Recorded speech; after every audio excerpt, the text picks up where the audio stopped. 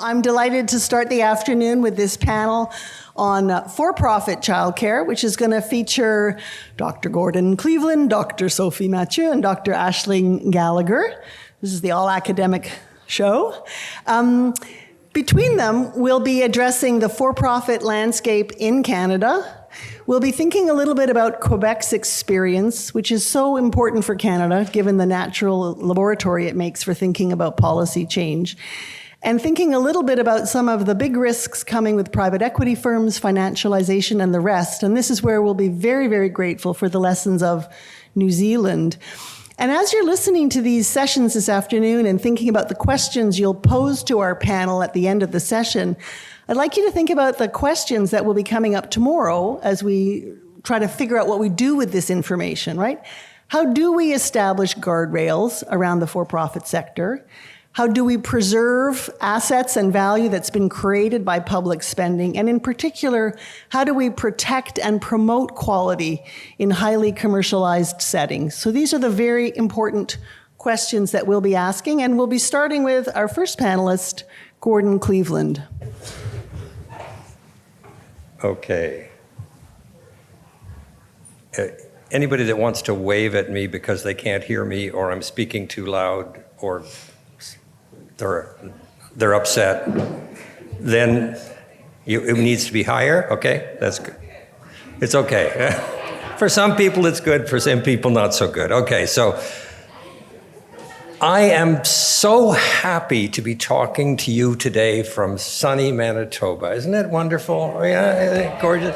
This is probably the warmest place in the country. Well, maybe not exactly, but close. We lucked out. Okay. So I want to talk about for-profit childcare. And I do want to address the issue of those guardrails that Susan talked about. But first, let's look at how much of it there is. What does it look like? What does for-profit childcare look like in Canada? And one answer to the question, and a lot of this is from ECEC in Canada, Childcare Resource and Research Unit, thank you, Martha, as always, and team, yes. So one answer to the question is 29%. That is to say 29% of the childcare spaces, licensed childcare spaces in centers, are in Canada, across all of Canada, are for-profit childcare centers. Okay. That's an interesting answer to the question.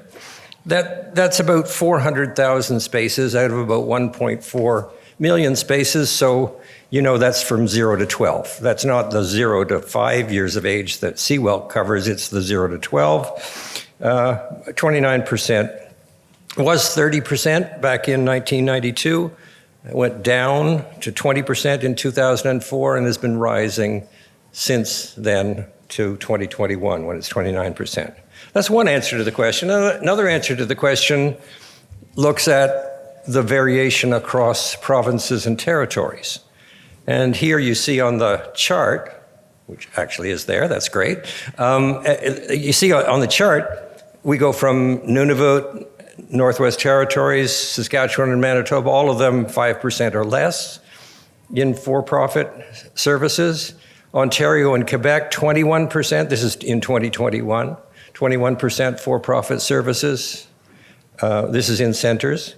And then all the rest of the provinces and territories are over 50% for-profit childcare. So whether that's BC or Nova Scotia, Yukon, PEI, New Brunswick, Alberta, or Newfoundland and Labrador, it's over 50% of the spaces in centers are for-profit.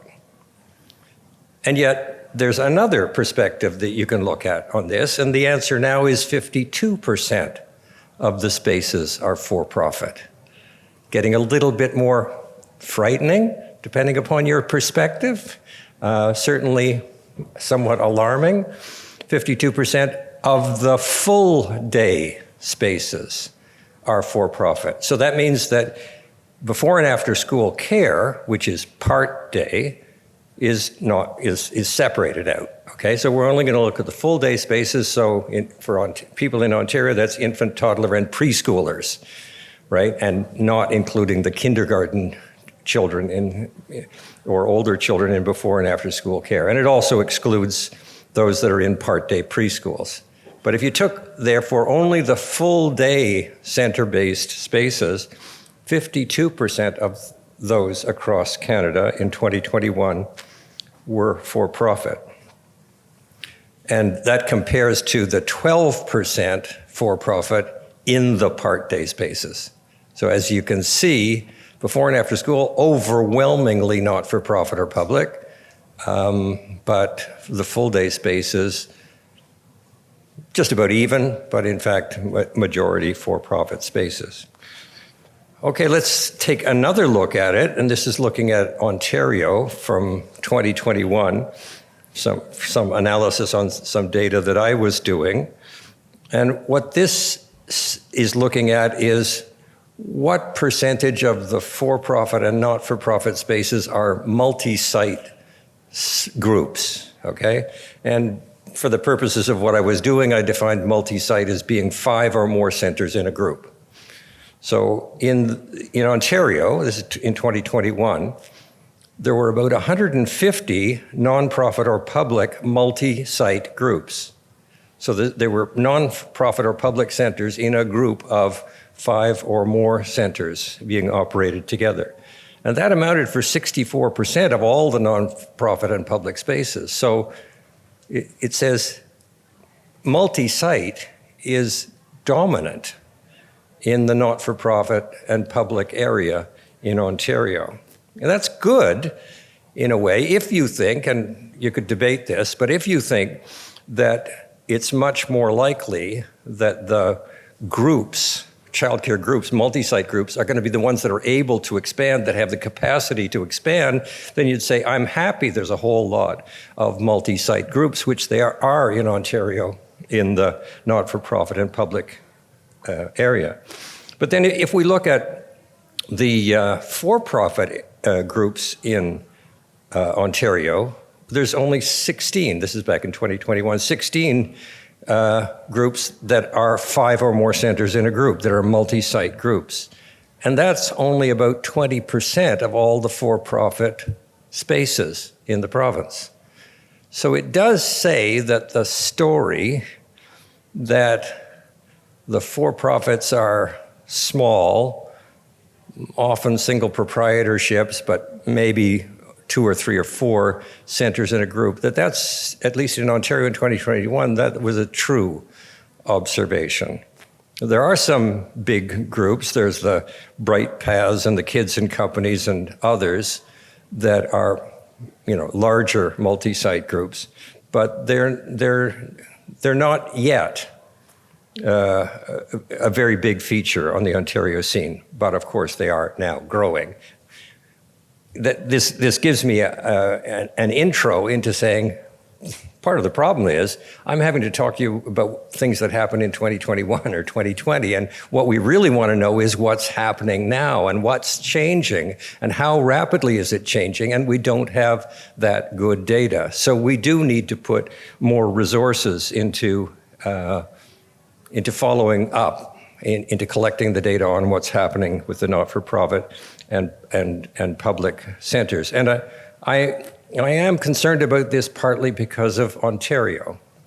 And I think it's fair to say, this is my opinion, but it's fair to say that Ontario has adopted policies which are strongly in favor of the for-profit sector, and especially the larger for-profits.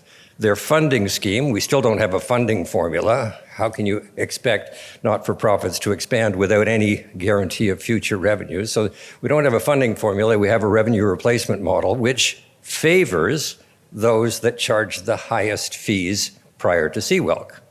I wonder who that is.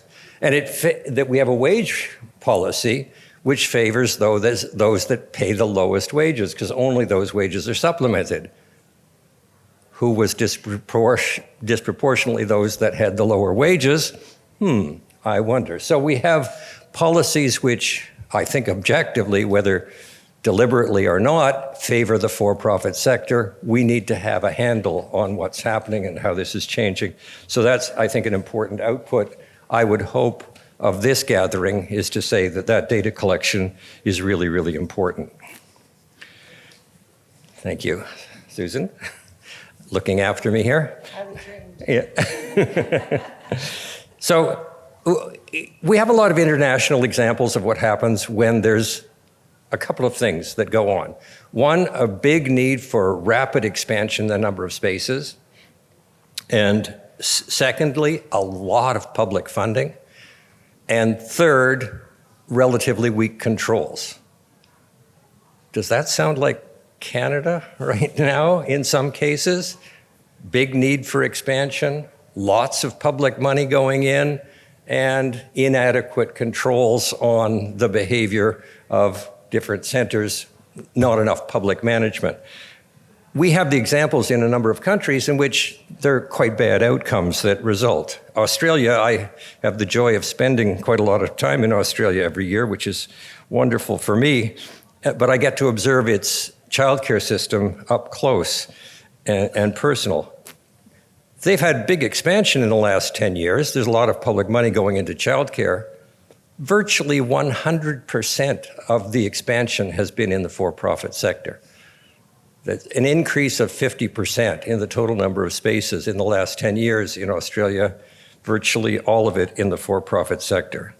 Facilitated by demand-side funding, relatively poor controls, no fee controls, so you can charge whatever the market will bear.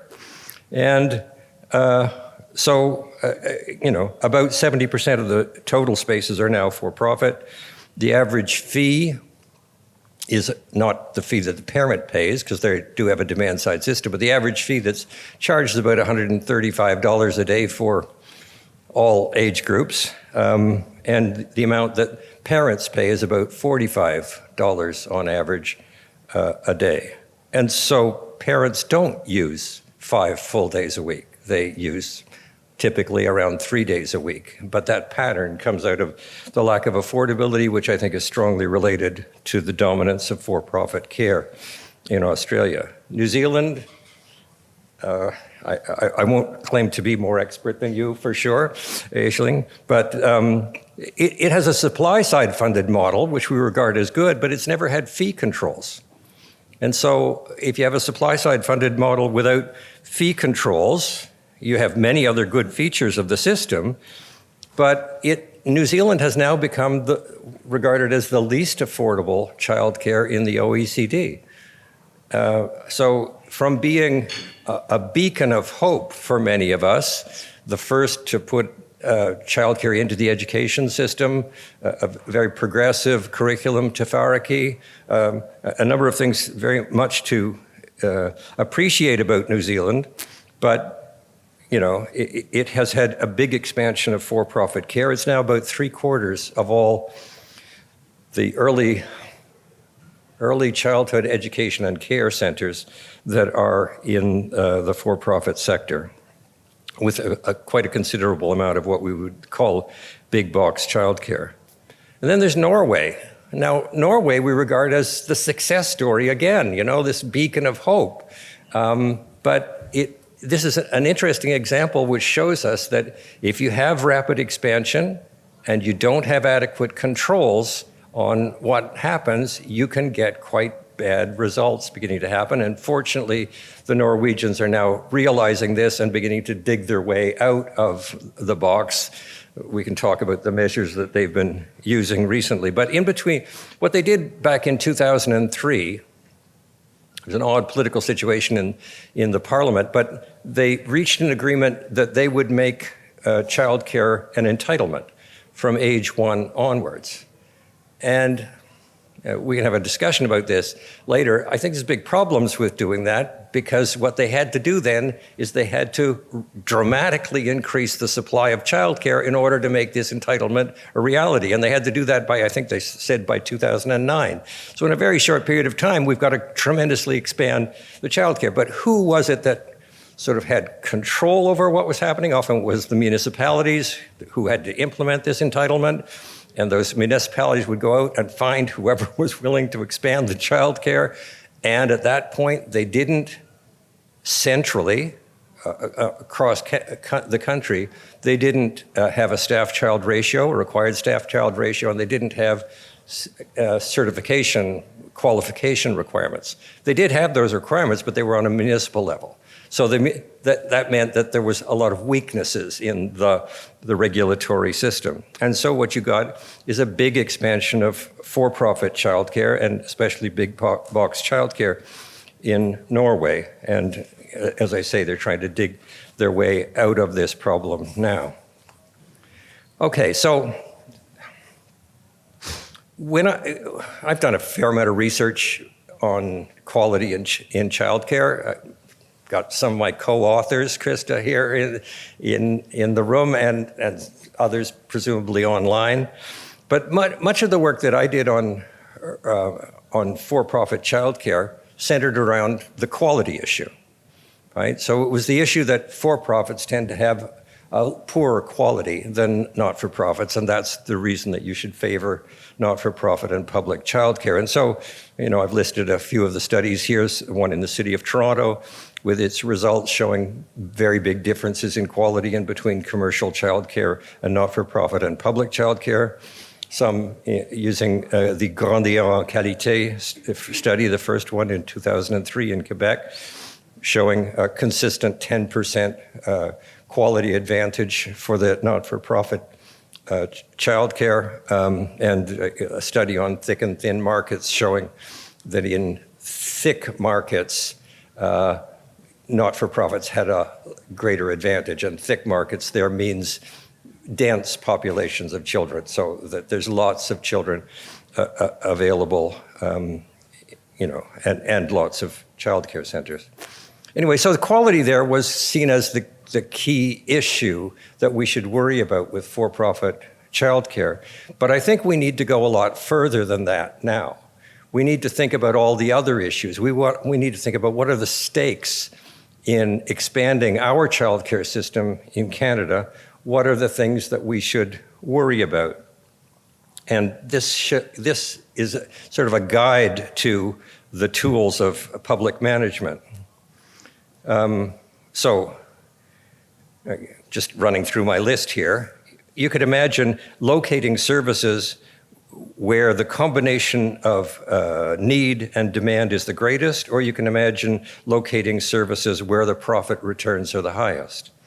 You can imagine universal access for all children with extra funding where the costs are higher, or you can imagine manipulating access so that your center serves only children who are easiest and cheapest to serve, a process which is called creaming, from the idea of taking the cream off the milk, right, off the top of the milk.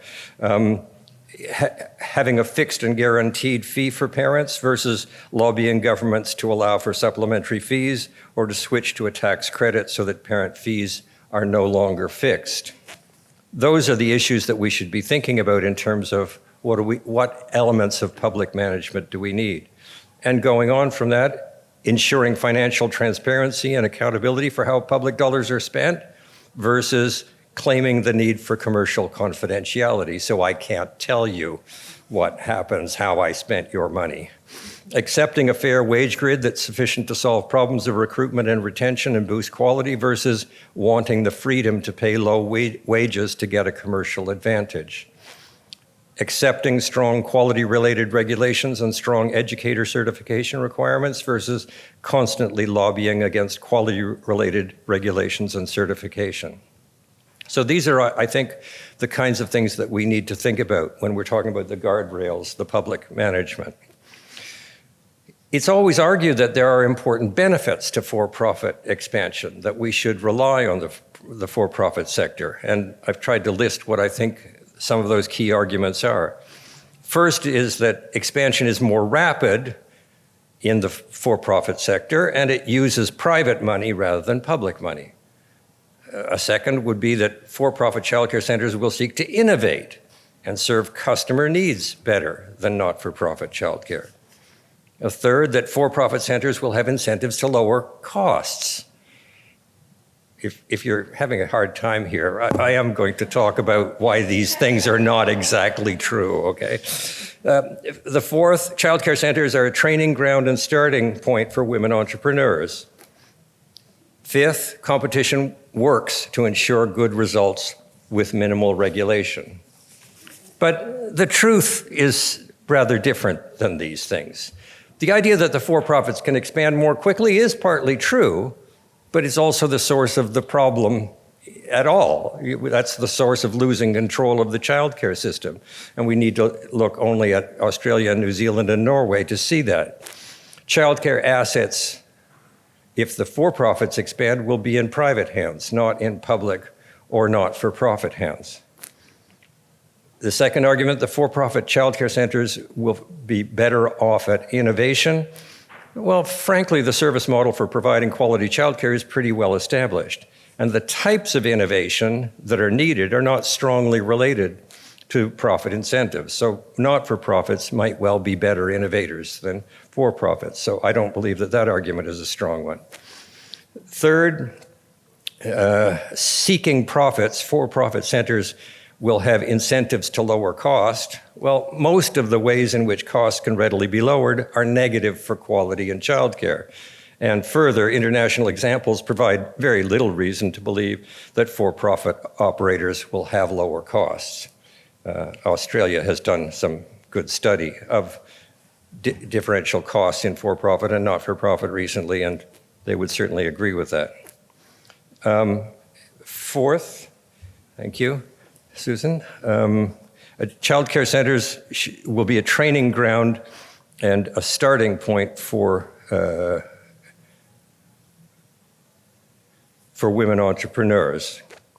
There are a wide range of entrepreneurial and management roles available in not-for-profit and public providers of childcare, whether in small operations or in larger multi-site operations. So there's an ample ground for entrepreneurial spirit by women or men within the not-for-profit sector.